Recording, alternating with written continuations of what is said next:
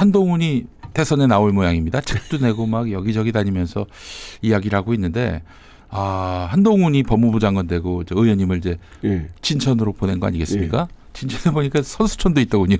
거기 좋은 분들은 다 갔어요. 그렇습니다. 진짜 정말 양심을 지키려고 했던 그 검사님들 많이 가셨는데 그 가신 분이 누가 있었죠? 저 심재철, 이종근, 그다음에 신성식 한 7명 정도 갔습니다. 신성식 검사장 그분은 이재명 대표 수사했던 그렇습니다. 수원지검장 출신인가요? 맞습니다. 그랬다가 도저히 털어도 뭐 아무것도 안 나와가지고 이거 뭐 기소할 수가 없다 했다가 그냥 그렇죠. 그래요. 아이고 정말 참 진천 가셔서 이런 귀한 책도 내셨고요, 여러분. 정말 좋은 책입니다. 꽃은 무죄다. 꽃 얘기하면서 뒤에 이제 우리 이성윤 의원님이 당시 검사로서 겪으셨던 그런 일들에 대한 여러 가지 성찰과 소회를 담으신 건데, 야, 이거 너무 좋은 책이에요, 진짜. 이거는 이런 유사한 책을 제가 보지 못한 것 같아요. 아유, 감사합니다. 그리고 윤석열이 그 쿠데타를 얘기했던 거. 네, 그것은 쿠데타였다. 쿠데타는 문재인 대통령을 향한 쿠데타였다고 봐야 될까요? 어떨까요? 정상적인 집권이 아니다. 이번에 헌법재판소에서도 윤석열이 자기가 전시 기타 비상사태가 아니라는 걸 인정하잖아요. 그러면서 이게 하이브리디언 그다음에 야당에 대한 폭거 이런 것이 연성 위기라고 봤다. 연성 위기. 연성 위기인데 경성 쿠데타. 군대로서 개업을 했죠. 쿠데타를 일으켰잖아요. 그렇죠. 저는 연성 쿠데타가 뭐냐면 총칼로 탱크를 내세우지 않았지만 국민을 기만하고 인명권자를 기만했기 때문에 그걸 정치학적으로 쿠데타로 연성 쿠데타. 저도 그래서 지금 김건희 쪽에서 고발을 해가지고 제가 지금 재판을 받는 게 하나 있는데요. 그러니까 제 명의로 된 계정에 올라온 글을 갖고 이제 검찰이 기소를 했어요. 그러면서 거기 이제 나온 표현 중에 검찰 쿠데타로 집권했다라는 부분이 있는데 서부지검에 제가 가서 조사받을 때 저는 뭐 내내 그 진술 거부를 행사했습니다만은 반복해서 묻는 게 어째서 윤석열 집권이 투표로 당선됐는데 그게 쿠데타냐. 그때 제가 이제 전두환도 이 얘기를 할 걸 그랬습니다. 우리 이성윤 전 검사가 쓴 책 그것은 쿠데타였다. 그걸 참고하라. 이렇게 한마디 할 걸 그랬습니다. 전두환도 선거로 그렇죠. 투표로. 박정희도 그랬습니다. 또 심지어는 히틀러도 투표로 했다고 쿠데타가 아니야? 뭐 이렇게 지금 말씀하고 계시는 건데, 아이고 그래요. 아니 그러면 그날 12월 3일 밤 다시 얘기가 돌아가서 그 윤석열이 비상계엄을 선포했다는 소식을 어디서 들으셨어요, 의원님? 그날 제가 10시에 퇴근해가지고 집 앞에 약간 산책을 하고 있는데 보좌관이 연락 온 겁니다. 비상계엄 선포했다는 거예요. 그래서 뭔 소리요? 뜬금없이 무슨 전쟁 난 것도 아니고. 그래서 이제 진짜 확인해 보니까 비상계엄 선포했더라고요. 뉴스가 올라왔어요. 그게 한 10시 한 3, 40분쯤 됐는데 어떻게 합니까? 그래서 부랴부랴 사실 그냥 따뜻하게 있고 아내한테는 언제 올지 모르니까. 언제 올지 모르니까 그 무슨 얘기예요, 그거는? 제가 비상계엄 선포했다는 얘기가 직감적으로 이상하다. 윤석열이 그 전쟁도 일으킬 수 있다는 생각을 가졌잖아요. 전 책으로 내셨고. 그럴 수도 있다 하고 아내한테는 언제 올지 모르니까 그런 당장 못 오니까 그렇게 알고 있어라 라고 하면서 부랴부랴 보좌관이 왔는데 한 11시 넘어서 온 것 같아요. 아주 그 차를 타고 가는데 진짜 시속 한 150 정도 달린 것 같아요. 140, 150 엄청나게 세게 달렸고. 아니 어디 계셨어요? 저희 집이 강동구인데 서울 집이 강동구입니다. 원래 전주 살고 그럼요. 와 있는데 진짜 그 속도를 140, 150으로 뛰었어요.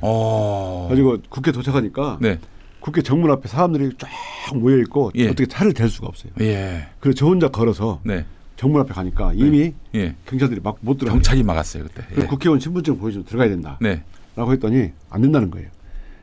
그거는 진짜 쿠데타가 맞네요. 안 된다고 해서 내란이 맞네요. 마침 시민들이 와가지고 이분 국회의원이니까 빨리 그 계엄 해제해야 되니까 들어야 된다고 막 한 거예요. 경찰이 안 된 거예요. 그래서 시민들이 또 이쪽 이문으로 데리고 가더니 시민들과 같이 밀었는데 안 되는 거예요. 그래서 한 3, 40분 정도 이렇게 실갱이를 하다가 시민들을 데리고 오른쪽 담으로 간 거예요. 경찰들이 이제 담에도 서 있어가지고 못 들어가게 막아요. 그래서 저를 막 따라오고 그러는데 시민 여성 시민 몇 분이 계셨어요. 오셔가지고 경찰을 막고 시민들이 저를 담배를 밀어 넣었어요. 올렸어요. 아이고야. 그리고 눈물이 나려 그러네. 그래가지고 담에 이거 허벅지가 걸려가지고 욱신욱신 거예요. 그래서 일단 넘어가지고 예. 그때 마침 남자 한 명 있어가지고 예. 제가 그 거꾸로 떨어졌는데 받았어요. 그분이 예, 또 예. 그 시민이신가요? 아니 국회 직원 같아요. 아 국회 직원. 예. 예. 그래서 저를 받아가지고 예. 그때부터 뛰기 시작했는데 헬리콥터가 막 내리고 있더라고요. 그때 예. 그 무렵에 예. 아이고 제가 그렇게 예지적인 빨리 뛴 적은 없습니다. 엄청나게 빨리 뛰어가지고 국회를 거의 슬라이딩 가보니까 예. 그 150석을 채워야 되니까 네네. 의사과 직원이 네. 막 손으로 세고 있더라고요. 네. 몇 명이 예. 왔는지 예. 안 세지는 거예요 이게. 예. 왔다 갔다 웅성웅성. 국회의원 뭐 뒤에서는 야 개헌문 들어오니까 네. 지금 수기라도 빨리 하자. 예. 거수라도 결정하자 막 하고 있고 예. 의장님은 1시에 하자. 네. 좀만 기다려라. 네. 하다가 이제 의결이 됐는데요. 네. 그 당시에 국회의장에서는 의원들 사이에서 네. 야 우리 개머리판으로 기본적으로 맞아야 돼. 아. 맞을 거다. 다 각오를 하고 왔대요. 예. 기본적으로 개머리판을 맞을 거다. 네. 그다음 두 번째는 이런 잡혀갈지도 모른다라는. 잡혀다가 수장된다는 소문이 돌았었어요. 수장? 예. 이미 그때? 예. 요. 제가 이 수장 얘기를 처음 한 게 아니고 예. 어느 유튜브 프로그램 나가지고 예. 제가 그 수거대상 얘기 나오기 전에 네. 2주 전에 얘기를 했어요. 예. 그렇게 우서당에서 우리가 예. 수장돼서 뼈도 못 추린다, 못 찾을 거라. 실제 그런 예, 얘기 이런 노상원 메모에 있었어요. 들었어요. 예. 그때 어떻게 할 것인가. 우리가 예. 쇠사슬로 묶자. 아. 그런 얘기를 한 기억이 납니다. 정말 거기 모인 분들 그 150명 넘는 국회의원들 대단한 분들입니다. 정말. 저희는 그래가지고요. 예. 시민들께 정말 감사하고 큰절합니다. 매일. 시민들 네. 아니었으면 저희들 없어졌을 거라고 보고요. 이렇게 인터뷰도 못하죠. 아, 그렇죠. 근데 이제 결국에는 계엄 해제가 됐고 예. 그리고 나서 드시는 생각은 뭐였나요? 윤석열의 미래와 관련해서. 제가 11번 탄핵심판장에 계속 간 이유가 네. 윤석열이 과연 변할까? 예. 라고 했는데요. 예. 역시 안 변했습니다. 사람은 고쳐쓰지 못한다. 네. 윤석열은 파면은 확정적이고요. 예. 저는 윤석열 네. 사형 선고한다고 봐요. 아, 사형 선고가 네. 나올까요? 집행은 안 하지만 네네. 사형 선고를 해야 됩니다. 네. 그래야 다시는 이런 그럼요. 내란을 꿈꾸는 사람이 안 나옵니다. 아, 저는 이번에 알았는데 네. 사형이 그 최종 대법원에서 확정 선고되더라도 집행되기 전엔 다 미결수라면서요. 네. 미결수. 예.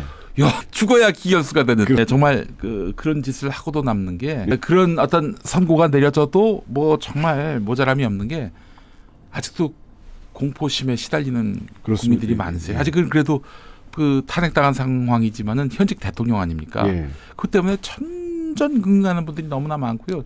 지금도 저한테 계속 물어보시는 분들이 있어요. 실제로 파면될 것 같냐? 의원님 말씀해 주시죠. 제가 얘기하는 것보다는 의원님 말씀하시는 게 1000%. 예. 100%도 아니고. 예. 헌법재판관들 표정을 보면요. 네. 뭐 저런 사람이 다 있어. 아. 이런 표정이에요. 아, 윤석열에 대해서. 예. 예. 만일에 생각을 해보십시오. 예. 이런 윤석열 같은 사람한테 탄핵을 기각했다. 네. 그러면 너 계엄 마음대로 해도 된다는 계엄 면허증을 준 거잖아요. 네네. 계엄 허가증. 예. 말이 안 되는 거예요. 그리고 국민들이 다 봤습니다. 네. 다른 사건, 형사사건 수사기관만이 아는데 네. 국민들이 실황중계를 다 봤잖아요. 네. 국민들이 헌법상 계엄 요건이 안 된다는 거 다 알고 있고 또 군대 국회에 보내고 선관위 보내는 거 다 알잖아요. 네. 이 이상 뭐가 필요해요. 예. 그런데 예. 헌법재판소가 윤석열이 처음 나온 날 두 가지를 물었어요. 네. 이거는 헌법재판소 문영배 원안 대행이 물었지만 그렇죠. 그게 개인적인 질문이 아니고 8분이 평일을 거쳐서 이건 꼭 물어봅시다 하는 겁니다. 예. 두 가지인데 하나는 국가 비상 입법기구를 만들려고 했냐. 국회를 대체할. 예. 윤석열이 영장실질심사에서 뭐라 했냐면 가물가물합니다 이렇게 했는데 여기 와서는 없습니다 딱 그랬어요. 예. 두 번째 당신이 사령관들한테 끌어집어내라 한 지시를 한 적이 있느냐. 없습니다 그랬어요. 거짓말이죠. 그런데 만일에 그 첫 재판에서 윤석열이 나온 첫 재판에서 두 개의 질문에 제가 했습니다. 그럼 더 이상 탄핵 재판을 할 리가 없어요. 할 필요가 없는 거예요. 왜냐하면 그 두 가지가 결정적인 요소입니다. 헌재에서는 두 가지만 보겠다는 거거든요. 그때 시인을 했으면 그냥 탄핵 재판이 끝나고 바로 파면이 됐을 건데 아니라 그러니까. 그 이제 윤석열도 머리가 있어서 그 두 가지가 매우 심각하기 때문에 인정하는 순간 금방 끝나니까 일단 아니라고 얘기했고. 그렇죠. 그러면서 11번에 하면서 그 사실이 너무 명백히 드러났잖아요. 또 정의로운 군인도 있었고 네. 정의를 말하는 진실을 말하는 공무원도 있었고 그 무엇보다도 검찰에서 그렇게 진술한 거 또 지시를 받아서 나는 국회에 들어갔다라고 얘기했던 그걸 또 증거로 채택했잖아요. 예. 그런 형사재판이 아니고 탄핵 징계재판이잖아요. 그렇기 때문에 엄격하게 형사소송법이 적용되지 않습니다. 그렇게 보면 1000% 파면된다. 저는 확신하고요.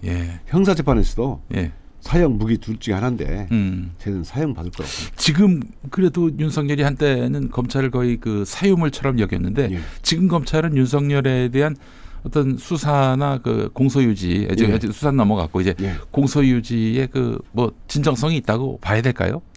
수사는 검찰이 하이에나 본성이 있기 때문에 권력이 좀 죽었다. 힘이 죽었다 그러면 물어뜯잖아요.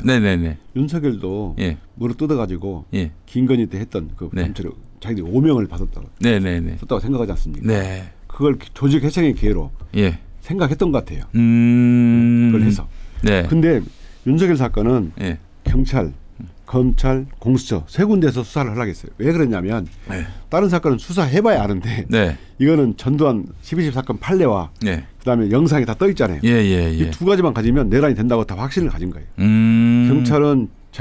경찰은 수사 내란에 관여했다는 의심을 받기 때문에 그런 의심을 피하기 위해서 수사를 했던 거고 검찰은 조직을 회생을 기회로 삼기 위해서 공수처는 자기 능력을 보여주기 위해서 각자 한 거죠. 그렇죠. 검찰이 지금 일단 이제 기소됐고 공소유지하는 과정에서 뭐 윤석열을 봐주려 한다든지 그럴 일은 없을 것이다.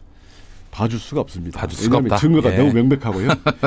이 사건이 검찰만 수사했다면 뭘 할 수 있는데 경찰도 했고 또 군검찰도 했고 공수처도 했기 때문에 이거는 어떻게 할 수가 없을 겁니다. 알겠습니다.